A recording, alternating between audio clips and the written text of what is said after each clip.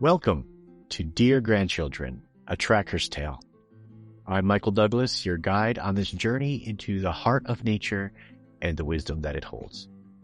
Here, we blend the ancient skills of survival, tracking, and foraging with modern insights to help you reconnect to the wild within.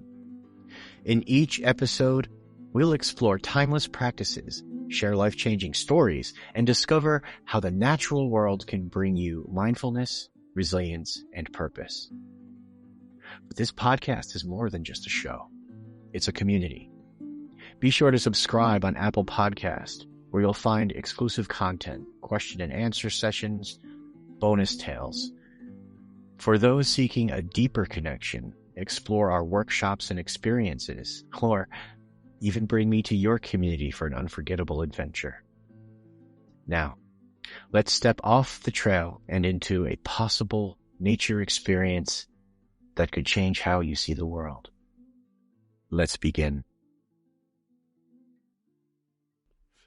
Awareness can be such an overwhelming world. It's not even a world, it's multiple worlds. Discipline that is so in depth and in breadth with so many things. Where do you start? Body language cues, nonverbal communication, tracking, bird language, the life cycle of plants, weather patterns, lost proofing, sharpening your own physical. It just keeps going. I've found two primary tools that I want to share with you in this podcast that have accelerated my own awareness and the awareness of countless other people. They're also constructs to hang your antenna array on that you can approach any environment and plug into immediately. And the longer you do it, the more commonalities you see within environments, which helps the differences stick out more. In bold contrast, you'll note the difference between a mid-Atlantic mixed hardwood forest and a maritime hardwood forest. You'll know what latitude you're most likely at, or the weather patterns that encourage moisture that allows, for instance, old man's beard to drip from the balsam fir or the black spruce or the white spruce. Again, indicating not only geography, but elevation. And that's just the tip of the iceberg. The first one is the Thanksgiving address given to us by Jake and Judy Swamp of the Wolf Clan of the Mohawk, of the people of the Longhouse, to use as good neighbors, to use as an incredibly powerful tool that develops awareness and empathy and really hones your survival attitude, not from a place of lack, but a place of cultivating wellness in the face of adversity and triage, uncertainty and fear. By focusing on what you have in your life that you appreciate, you grow it.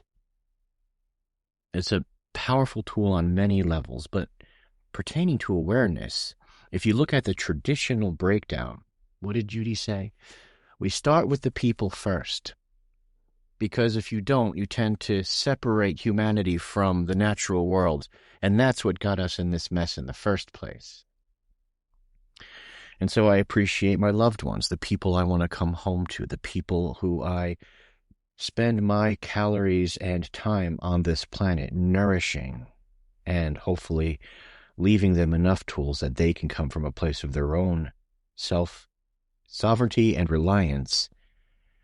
And in the wake of my leaving it better than I found it, my children can pick up where I fell short and improve the cycle for the next generation.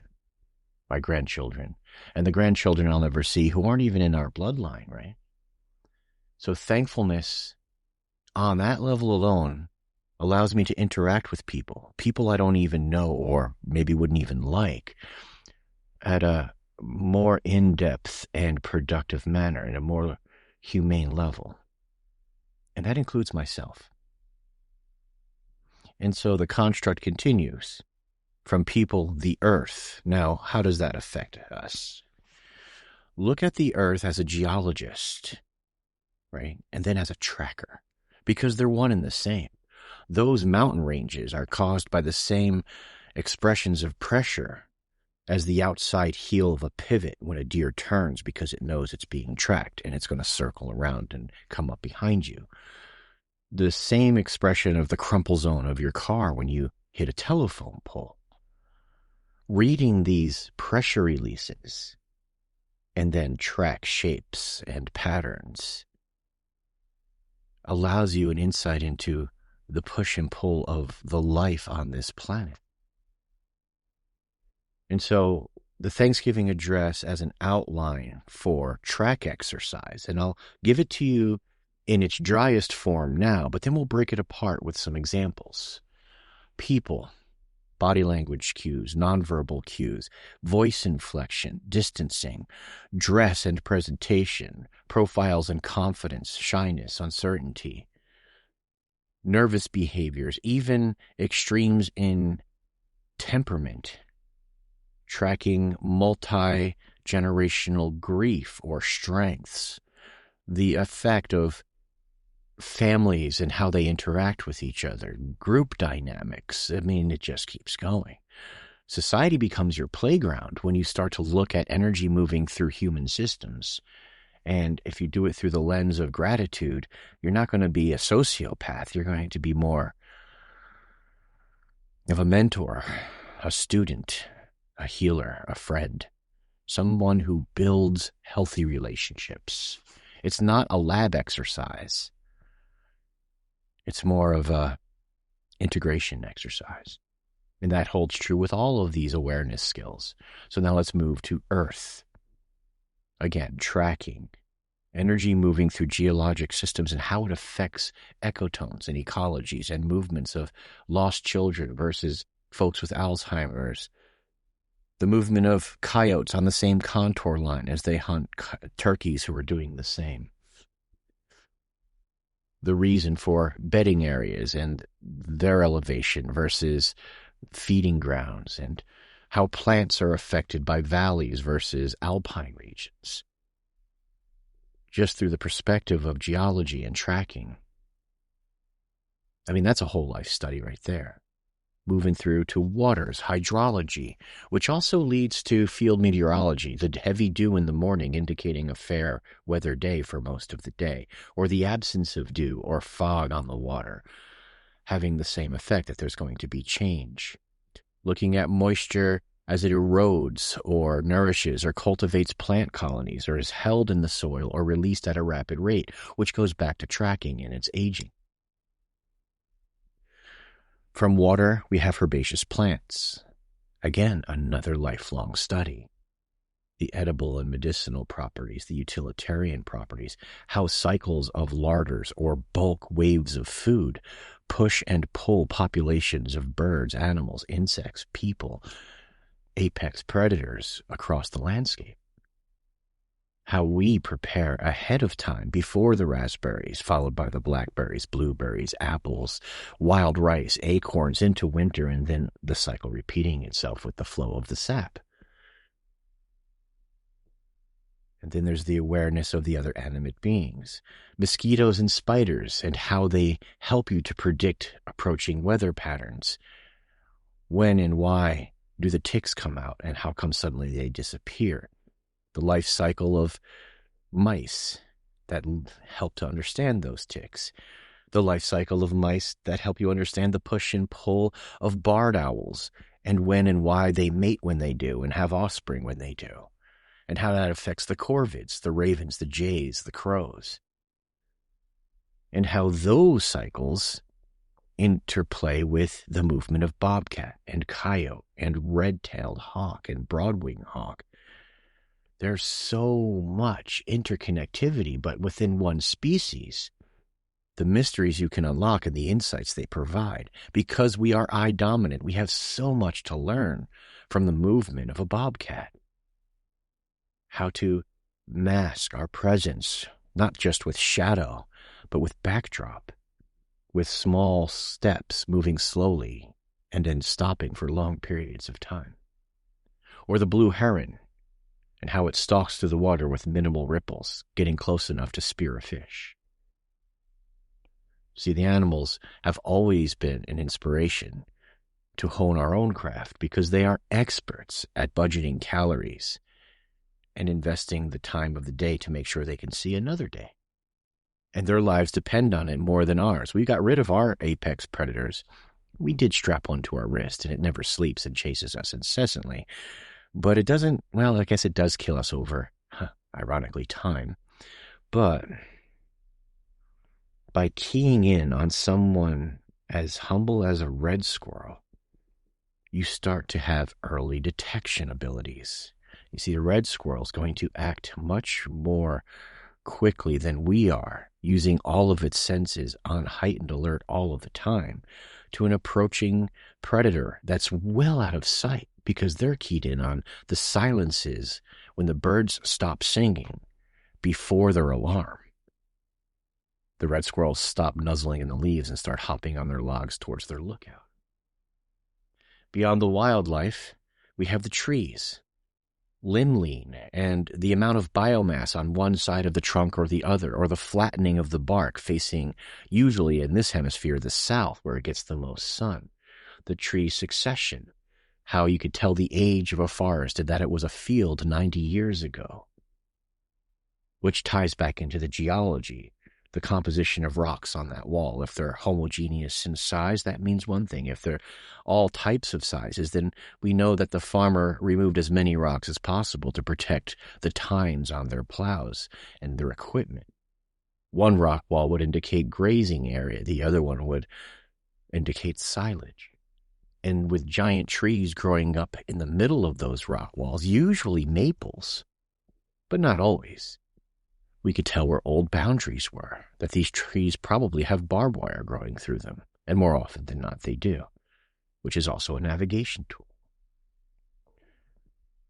The absence of trees, a giant hole in the canopy, usually indicates a stump underneath, and enough diversity of species, for instance, raspberries growing up in the fresh sun, and then forest succession following after that with balsam fir. These are game-alluring trees. Balsam fir bring in game birds and deer. And later on, the young maples coming up bring in snowshoe hare. And so there's forest succession in tree form that indicate wildlife succession in meat form. Beyond the trees, there's the weather, the things of the sky. And now we can really get into bird language. Things of the sky help to plug our senses into whatever's around us at least 2 minutes out and away, because of that auditory alarm system, that sequencing of events that cause birds to react to whatever's on the ground as a threat. And keying in is as simple as listening for the silences, because now the subtle changes or shifts in the patterns of bird behavior will indicate to us the difference between a bobcat moving through, or a coyote, or a red fox, or a person on a mountain bike versus walking a dog. You see, each stimuli produces a different pattern of alarm. And then feel the wind on your skin and look at the clouds. If the clouds are moving perpendicular to what you feel, there's change in the weather coming. If it's parallel, then the weather will be consistent for at least another 3 to 4 hours. Beyond that is what's outside of the bubble of our precious ocean of air. The phases of the moon affecting the tides, the ocean that we can't see but that affect everything around us. We're only 12 to 15 miles inland. And so what happens on the ocean certainly affects us here in Augusta, Maine. The twinkling or lack of twinkling in the stars, the ring around the moon, help us to determine weather. But also those stars and those ageless stories of the constellations help not only with navigation, but the timing of the year, when to plant, when to hold off, the best time for hunting. All of these things are locked in the stories of the stars. Orion the hunter rises and shoots the big bear, whose blood then falls upon the leaves, turning them red. And then there's that energy that we can't name, and when we try, it tends to breed separation and war and grief. I don't know where to put the name tag anyway. I like the term Great Mystery, Big Bang, Buddha, whatever it is that you want to call it, because it allows us to surrender our senses beyond our ego to notice the things that swirl and move through this area. The great mystery invokes childlike curiosity. It gives us permission to come back online fully with that hunger to know. And then finally, those things that we've forgotten, again, inviting us not only to express outward with that curiosity, but also inward. So there's many things of value as far as awareness tools go, but the Thanksgiving address is a great construct. Scroll through each of those items as you enter a new landscape. When you step out of the car, human influence, tracks and geology, hydrology, all the way through until you exhaust yourself, and then scroll through again as you're walking towards that building. Now couple that with an understanding of patterns. So the Thanksgiving address is the first tool. And then the second one is understanding patterns. And there are many. There are macro patterns, seasonal patterns. And then there are micro patterns, which are diurnal patterns. And then there's the magic. And the magic is the disturbance in patterns. When you could find the disturbances in the patterns, you become a tracker. One of the first things people ask is, with all those patterns and expressions and variations of going on around me all the time, how do you make sense of it all? It's too much. You're right. It's too much. All the time it's too much. It's overwhelming, which is why our brain is designed to shut most of the stimuli down, except for those pieces that it believes important to our survival or our success. And so we have to go back into the lab, your internal landscape, your thoughty, wordy, emotional, daydreamy, hyperactive, stressed, relaxed, joyful mess that's in there of a jungle, okay? And we've got to have some self-discipline, some practice. So let's give yourself a structure based on thousands of years of technology. This one comes specifically from Jake and Judy Swamp of the Wolf Clan of the Mohawk Nation, of the people of the Longhouse, the Haudenosaunee. And they share this in the way they shared it was, it's not that we need more Mohawk. We already have enough with the Mohawks that we have. We need good neighbors. And then they shared the Thanksgiving address. It's also in book form for children. And there's a rough outline, or starting from the core radiating outward kind of component to that, not coincidentally. And the core is, you're going to find appreciation first for humanity, and then the earth, then the waters, then the herbaceous plants. You're radiating your awareness outward, from the plants to the animate beings, and then the things like the trees, and then the animals of the sky, the birds and the weather, and then the other celestial beings. And it just keeps radiating out until you get to this Big Bang Buddha great mystery, and then the things that we forgot. And it's wrapped in a sense of sacred, meaning you have a solemn emotional investment in how important this tool is. And quite frankly, it's because these folks had to endure generations of bloody warfare. And when they made a commitment to put their tools, their weapons of destruction down, that was a serious agreement. And they continue to do their best to keep that agreement. And that's a lot of work. But being thankful is the foundation of a productive survival mindset.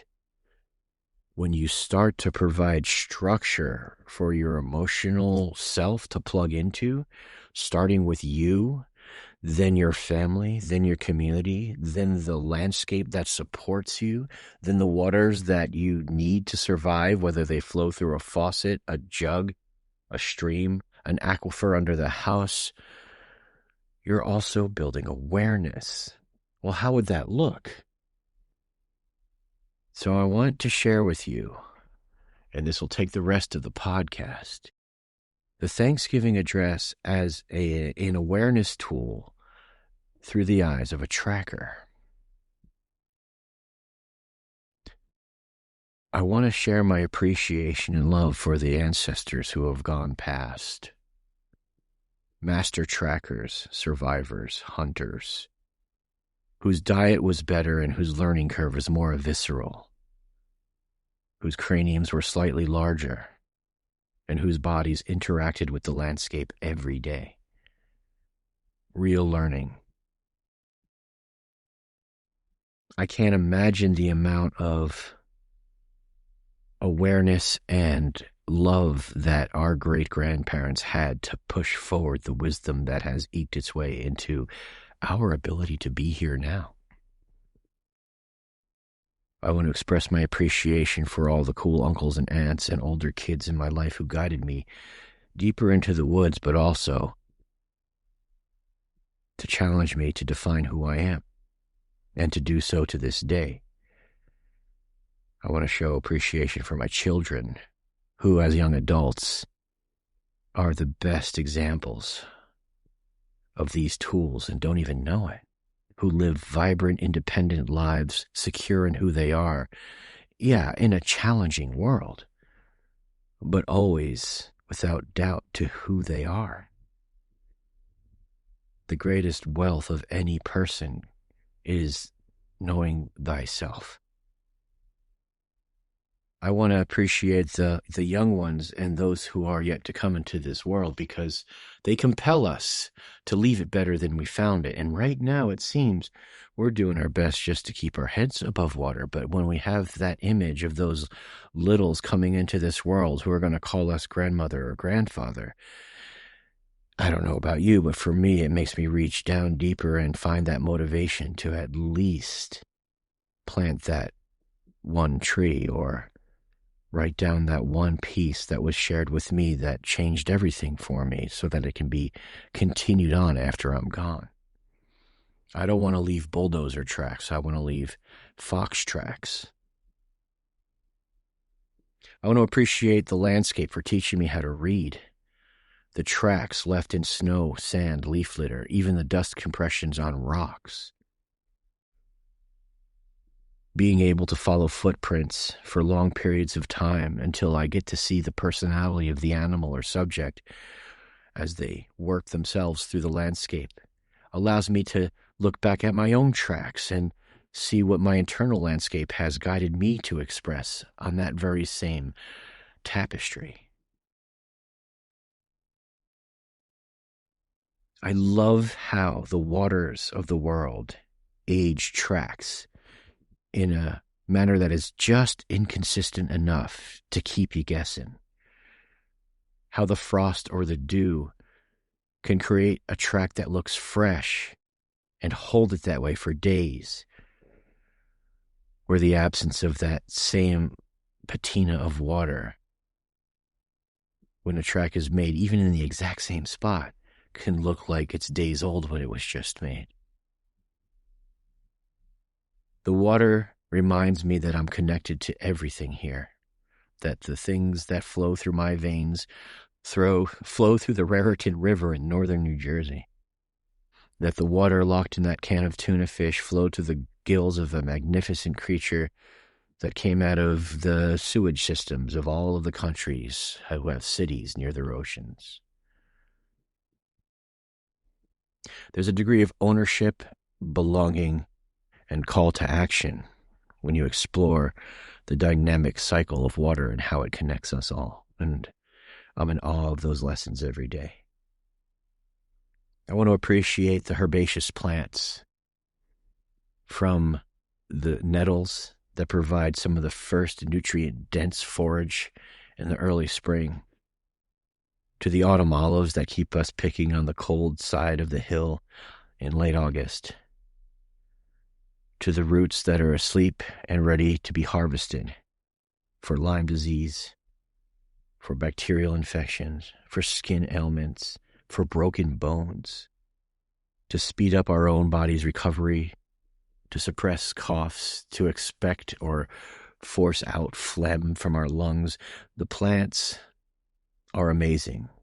And yes, by the way, we have another series dedicated to wild foraging and wild herbalism, crafting from the plants that grow around you food, medicine, fiber, and other utilitarian uses like bow making and snowshoes and the like. I want to be mindful of the trees. When we harvest trees for our shelters, we have to remember trees are the shelter for so many things. They not only provide homes for all of us, but they also share our breath. They influence the weather. They hold down and create the soil. They're indicators of a community of species living beneath their branches. And we, even in our modern world, live within the spruce and fir timbers of stick-built houses. A tree gets to have a slow, easy life in our position and perspective. But if you look at a tree, it's got the scars of existence, just like everybody else. And if left to grow, they'll watch our grandchildren come into this world and grow old and pass on. They're the original storytellers. Beyond the trees are the things of the sky. I'm in awe of the language of birds, how sharp they are, how they don't get in their own way. Because they don't have the brain we have, they're not reacting, they're acting with lightning quick precision. And if they don't, they get picked off by that accipiter, that fighter jet hawk that is swooping in from just over the ridge and taking out, well, their family members every day. Their perception of a bird, its eyes so much sharper than mine. Its perspective always at the best space. They get the best seats in the house because their lives depend on it. And they can fly to that perch. And their behaviors, while sometimes they're mistaken, it's always an honest action toward an environmental change. Whether a storm just slides out half a mile north of our location, but I've watched them getting ready for that storm, or they start freaking out about a house cat. I know the behaviors and the differences and their ability to communicate, not just with me, but with every animal who's keyed into bird language. It's almost like they're the translators of an ancient language. The things of the sky are field meteorology, reading the clouds and the contrails and the wind direction, the absence of dew or the presence of dew indicating a fair day. Wind from the south brings rain in its mouth. The cold north air brings in that chilly, twinkly star night, and you know without that blanket of cloud cover, it's going to be a brutal one. The celestial beings. From navigation to inspiring stories, the stars. I don't even know if they acknowledge the life of this solar system, let alone mine. And it really does help me to put things in perspective when I feel like I'm being burdened by my problems. To go outside at night, look at the stars, and see the constellations that were talked about and written about in the time of Rome and Greece. Maybe even the time of Sanskrit and beyond, but as soon as we could communicate, it seems the stars were providing stories. And then there's whatever created it all, the great mystery of Big Bang, Buddha, who knows, who cares? I can't put a name tag on it, but that I'm here is enough. To experience it is enough. And then the things we forgot. I love the term great mystery because it captures it all. The things we forgot makes us humble and hungry to keep the sacred gifts of this journey through this too temporary of a physical existence. And now that's the Thanksgiving address as an awareness tool. And I could have broke it down into all manner of things with the earth and tracking, with silviculture, with herbalism. And we could have spent weeks systematically going through elements of each of those categories and still not run out. So, those are the first two tools, understanding patterns and plugging in your appreciation for the elements in your life in a structured way. But here's the caveat before we go with this. We started with people, then we moved to things of the earth to be aware of, which could be tracks, geology, Rouge Moutonnaise, the rock sheep islands off the coast of Maine were created by the slide of ice in the glacial times. grinding one end and plucking rocks from the other. So you could mountain bike from the north and head north. Excuse me. Yeah, you could head from the north, southeast, up the top of that mountain and look over a cliff. And you could do that regularly in Maine because that's how the rocks were shaped by a glacier. Basically, tracks. These mountains have been rounded as a glacier ran over them. That's a track. And we can go from that to the water's hydrology, the study of how water moves and erodes and shifts, to species that indicate water flowing just underground. And it branches out. Oh, I hear red-winged blackbirds. They almost exclusively nest in cattail swamps. And at this time of year, if you hear them, it's the scouts moving in, the first of the males who are going to establish territory before the rest of their group gets there. Or 3 months from now, if you start hearing that chonkaree kind of call, then yeah, the cattail are big enough that they're starting to do their nesting and territorial defense thing, which also correlates with the snapping turtles starting to dig nests for their eggs. And you could see where the Thanksgiving address provides a concentric ring study of awareness topics radiating outward further and further and further. It doesn't take long, maybe about 2-3 years of working that exercise, moving through the Thanksgiving address.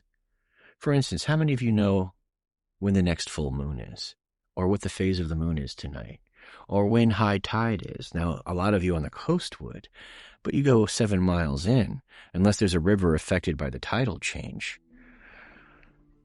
right? Bird language is a form of tracking. When we're looking at the disturbances of the patterns of the birds, their activity and sound levels in the morning compared to siesta time, we can expect a drop-off. But if suddenly there's an excited chatter just after lunch when there should be a rest time, there's something going on. Usually it's a predator in the area or a disturbance. It almost calls to you to go to the window or head outside and to see what's going on if you pattern on it. And that's the key. Your own patterns of behavior start to shift when you are able to read the patterns in nature, because it dawns on you you're being pushed and pulled by patterns larger than yourself, but mostly by the choices you make. And then there's the autopilot piece. So learn the patterns and then learn what the breaks, the infinite expressions of broken pattern, and they are rife with meaning. See, tree tracking is nothing less than training your mind to pick up the nuance that you miss every day. So is regular tracking. I say regular in quotes. Man tracking, otter tracking, bird language, even the robust expression of branches in a tree that you find in the middle of the forest. Well, what's tree tracking have to do with me? It sounds like hippie chicken feather shamanic woo. If you could read the nuance and detail in a tree and extract information from that tree, what do you think your ability will be when you enter a room full of dynamic individuals expressing with body language cues and eye contact cues and the rise and fall of their voice, how they're dressed, what they missed as far as that one button or that clasp, or if they tied their shoes with their left or right hands? When we get into patterns, we get into an expression of energy in a rhythmic fashion or in a regular sequence. And we learn the patterns, not so much because they're inspiring, which they are, not so much because they help us identify things or species or how energy moves, which they do, but mostly that we could recognize the breaks in patterns. You see, that's the key. Recognizing the breaks in patterns is essential. So whether it's the rhythm of a wave pattern moving through the seasons or the course of a day, if there's a break, we notice it's a warm spell or unusually cold out, isn't it? You know, you hear these comments. If it's a diurnal wave pattern and suddenly there's activity of birds moving through, but it's high noon, it'll get people's attention. Even people who do not study bird behavior will take note on a subconscious level that that's not normal. That's not part of the rhythm of things, right? If you're looking at a branching pattern of a tree, each tree, ideally, if left to their healthy genetic expression, would be symmetrical. They would be uniform in all directions, but they're not. That's because the arc of the sun has an influence on how those branches grow. And then there's wind and rain and trees that are older that fall through and on. And the competition of trees and how they shadow each other out and their limbs twist and move to get to the sun. So trees are rarely symmetrical. But in each break of that pattern, we get to see some information. Why is this here? What is this telling me? What should I do about it? And people are amazed when I put them on a tree tracking exercise as to how much information they can get. Sometimes over 100 years of history is written in the wounds, injuries, markings. Thank you for joining me on this episode of Dear Grandchildren, A Tracker's Tale.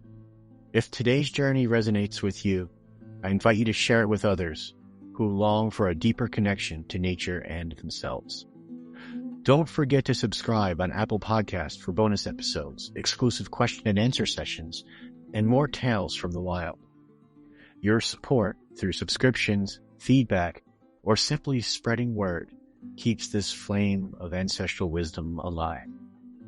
And if you're ready to take the next step, contact the Central School at primitiveskills.com or email staff@primitiveskills.com to learn all about our workshops, experiences, lectures, expeditions, and how we can bring these teachings directly to you.